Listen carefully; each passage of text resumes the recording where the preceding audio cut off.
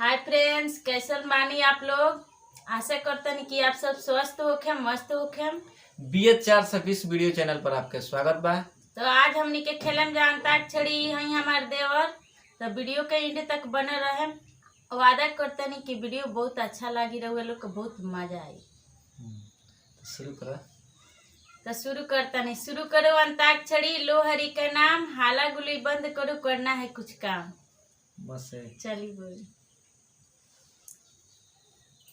मेहरियाई रोब चलाई, मेहरियाई रोब चलाई, मानी ना आसानी से, ना भौजी करब हम बिया, ना कली ना भौजी करब हम बिया, बचल रहे परेशानी से, ना भौजी करब हम बिया, बचल रहे परेशानी से।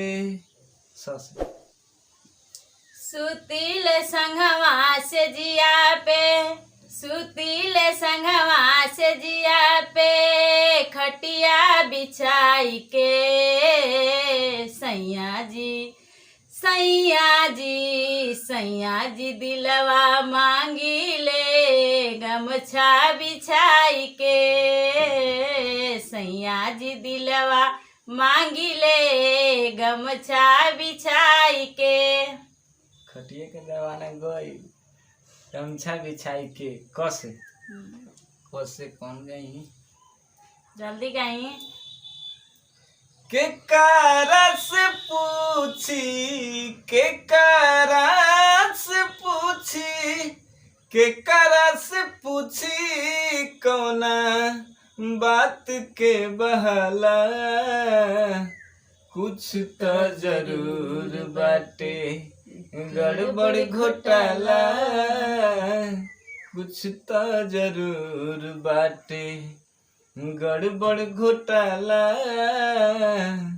कुछ तो जरूर बाटे, गड़बड़ घोटाला, गड़बड़ घोटाला। लसे लुलिया मांगे ले, लुलिया का मांगे ले, आय हाय लुलिया मांगे ले, लुलिया का मांगे ले, लुलिया तहरे जैसन लमहर भातार मांगे ले, लुलिया तहरे जैसन लमहर भातार मांगे ले, लुलिया तोर कुल पर चढ़ के डरार फाने ले।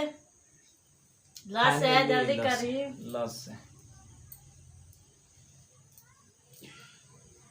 लहरिया लूटए राजा, लहरिया लूटए राजा, मुहावा पर डाली के चदरिया, लहरिया लूटए राजा, मुहावा पर डाली के चदरिया, लहरिया लूटए राजा। जस जाता रो परदेश बलमुआ, घर में हमके छोड़ के, जाता रो परदेश बलमुआ, घर में हमके छोड़ के, तनी जाए से पहिले खाला, उठा लाली से रोटी बोर के, तनी जाए से पहिले खाला, उठा लाली से रोटी बोर के।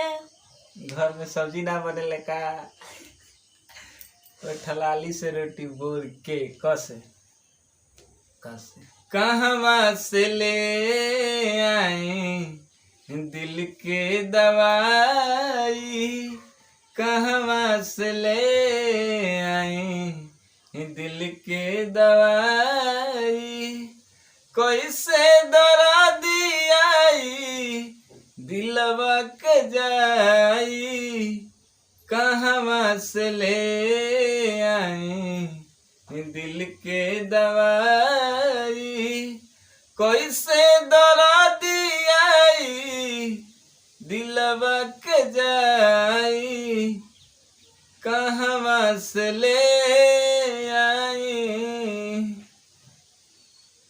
इसे गाओ। इतना टाइम लगा दी तुम जल्दी दूध करवा 0 टाइम नहीं आ रहे घंटे ले बैठले नहीं कर रहे इतना शक्ति हमें देना दाता, मन का विश्वास कमजोर होना, हम चलने के रास्ते पे हमसे भूल कर भी कोई भूल होना। न से गाय चली न से